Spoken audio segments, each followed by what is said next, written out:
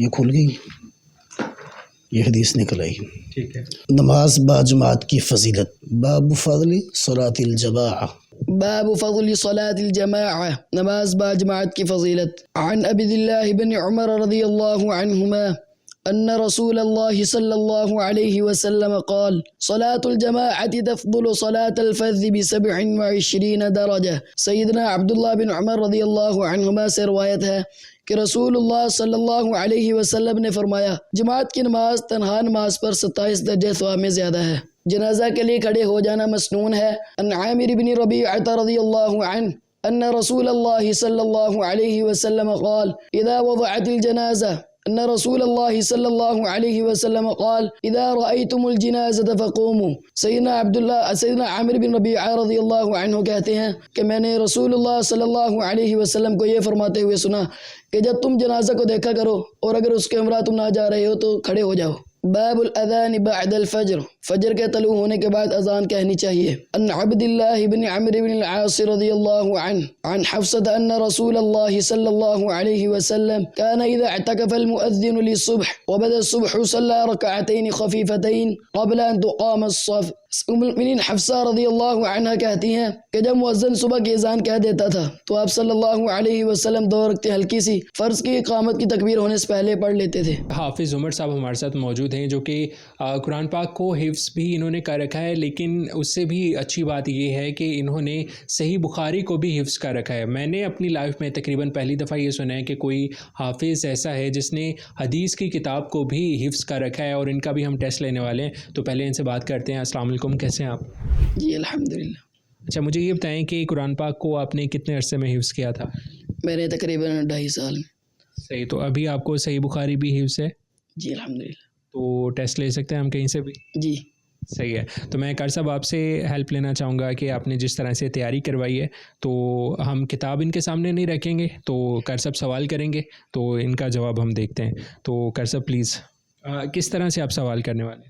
اب اس طرح قرآن مجید کا ٹیسٹ لیا نا آپ نے، میرے خیال میں آپ اسی طرح سے کھولیں اس کو۔ صحیح ہے، یہ کھل گئی، یہ حدیث نکل آئی۔ ٹھیک ہے۔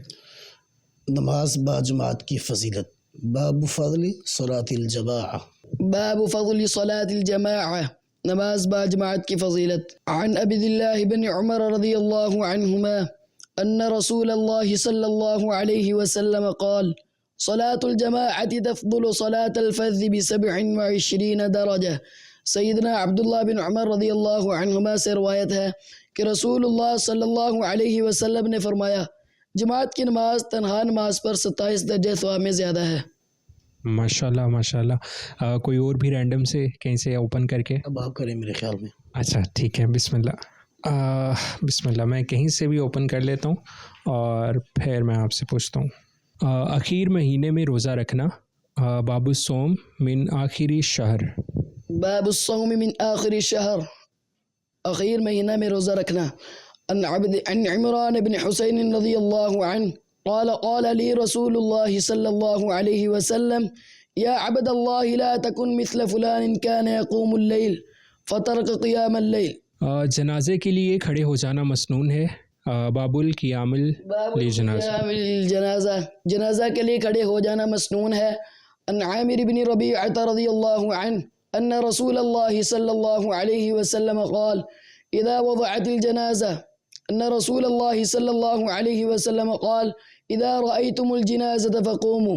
سیدنا عامر بن ربیعہ رضی اللہ عنہ کہتے ہیں کہ میں نے رسول اللہ صلی اللہ علیہ وسلم کو یہ فرماتے ہوئے سنا کہ جب تم جنازہ کو دیکھا کرو اور اگر اس کے ہمراہ تم نہ جا رہے ہو تو کھڑے ہو جاؤ۔ ماشاءاللہ ماشاءاللہ۔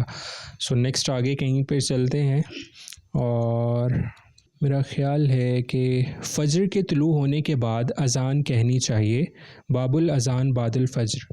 باب الاذان بعد الفجر، فجر کے طلوع ہونے کے بعد اذان کہنی چاہیے۔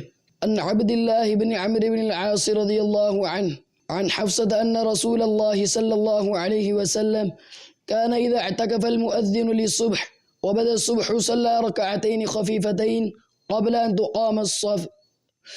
ام المؤمنین حفصہ رضی اللہ عنہ کہتی ہیں کہ جب مؤذن صبح کی اذان کہہ دیتا تھا تو آپ صلی اللہ علیہ وسلم 2 رکعتیں ہلکی سی فرض کی اقامت کی تکبیر ہونے سے پہلے پڑھ لیتے تھے۔ ماشاءاللہ قرآن پاک حفظ کرنا تو ایک روایت ہے ہمارے دین اسلام کی، لیکن جو احادیث مجھے لگتا ہے کہ یہ اتنا گہرا سمندر ہے کہ مختلف احادیث ہیں جن کو یاد کیا انہوں نے۔ اور ایک آخری میں سوال کہیں سے بھی کر لیتا ہوں، جنبی کا قبل غسل سونا جائز ہے؟ باب نوم الجنب۔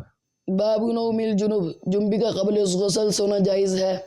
عن ابن عمر رضی اللہ عنہما ان عمر بن الخطاب رضی اللہ عنہ سأل رسول اللہ صلی اللہ علیہ وسلم ایرقد احدنا وهو جنب قال نعم اذا توضأ احدكم فليرقد وهو جنب۔